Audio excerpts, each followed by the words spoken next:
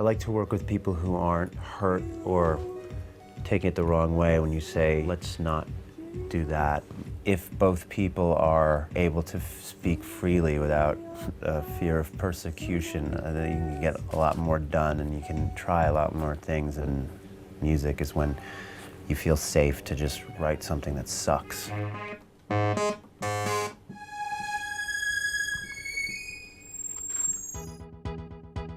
My name is Andrew Wyatt, and I'm a producer and a songwriter and singer. And I'm here in London doing a bunch of projects at the Red Bull Studios.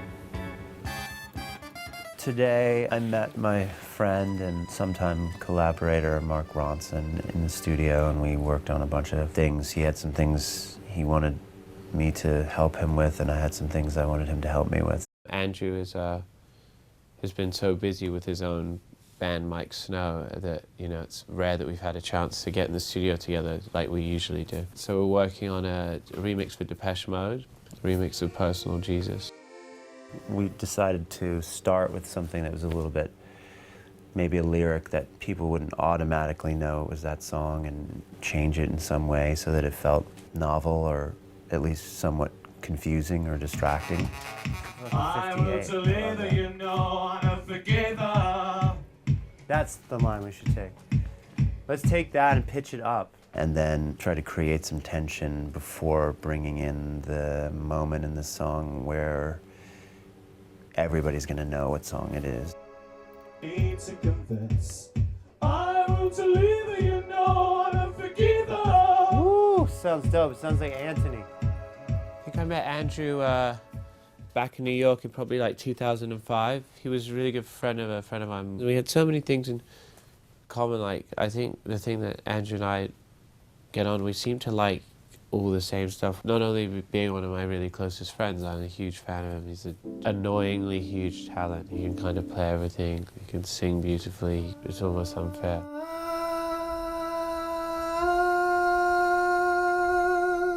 My mom asked me if I wanted to get a used car for my 17th birthday.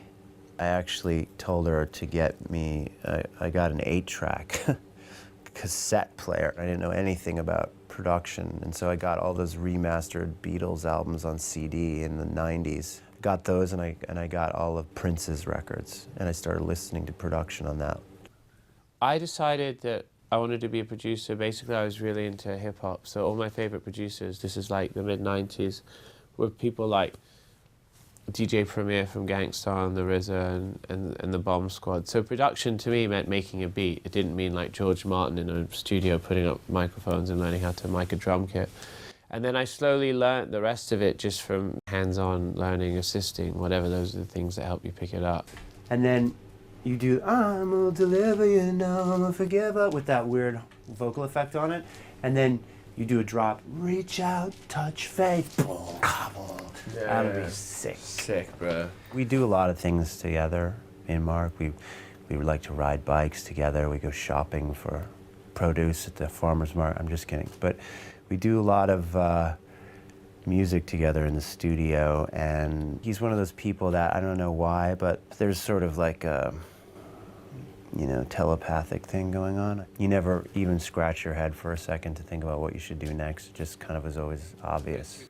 Quincy Jones used to say this thing about like leaving space for something that has nothing to do with you to make the song good, because it doesn't really have anything to do with you. It makes the song good. So I think Mark understands that.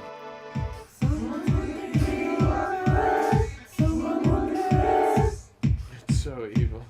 Right? The longest I spent nonstop was I was mixing a record, and I was going to do a tour in France. I knew if I went to France before I finished mixing this record, I wasn't going to meet the release date for this album, so I stayed up for 3 straight days. And I started hallucinating on the 3rd day. And it was kind of nice because I was in this like very hallucinogenic friendly studio, and like there's all these like psychedelic murals on the walls.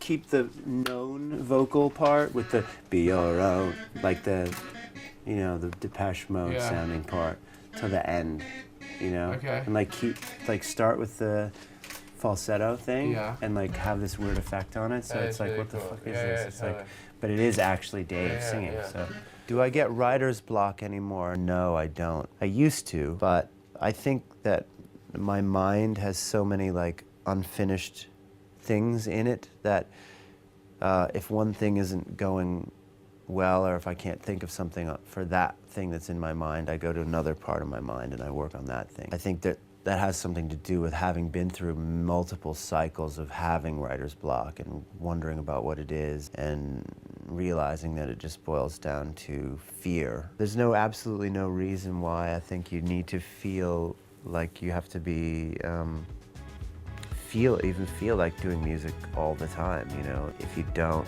feel like it, then just take a walk or something.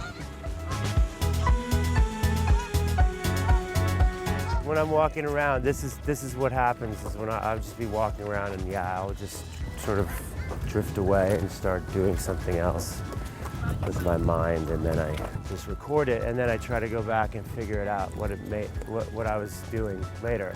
And it works about 40% of the time. I often forget to tell myself what the tempo is or like where the downbeat is. So a lot of the times I listen back to the song and I don't know where it starts or where it ends, you know? Production is my day job. There's long, long hours you're in the studio. Can't always guarantee there's going to be something good, but for those moments when you do create something that makes you so excited, it's completely worth it. Okay. I want to leave it, you know, and I forgive her. 1, 2, 3, 4, reach out, touch faith. That's gonna be dope. The thing about remixing Personal Jesus is that like you feel that if you don't do a good job with it, you're gonna be personally crucified. You know, as with anything, it's like really not up to you how it turns out. He's got a great mind for harmony and melody as well, so even though it's a remix, you're still putting in chords and trying to change the tonal structure of the song. I want to leave it, you know, and I forgive her. I want to leave it, you know, and I forgive her. I want to leave it, you know, and I forgive her. It's hard because it's just, you have to admit at some point in your head you're not trying to better it because you can't. I'm going to leave Andrew here to finish it. I basically helped him come up with like a chord progression, and then he's going to take it to town. And then hopefully we're going to get into get Nick Rhodes in the studio tomorrow and put some 80s magic on it. I think it's important to keep interested and keep humble and to stay a fan, you know, to have new music that's coming out that you really feel like it makes you feel like shit to hear it because you feel like it's so much more progressive than you. I want to stay curious my whole life, and you know, it's hard, but it's rewarding as well.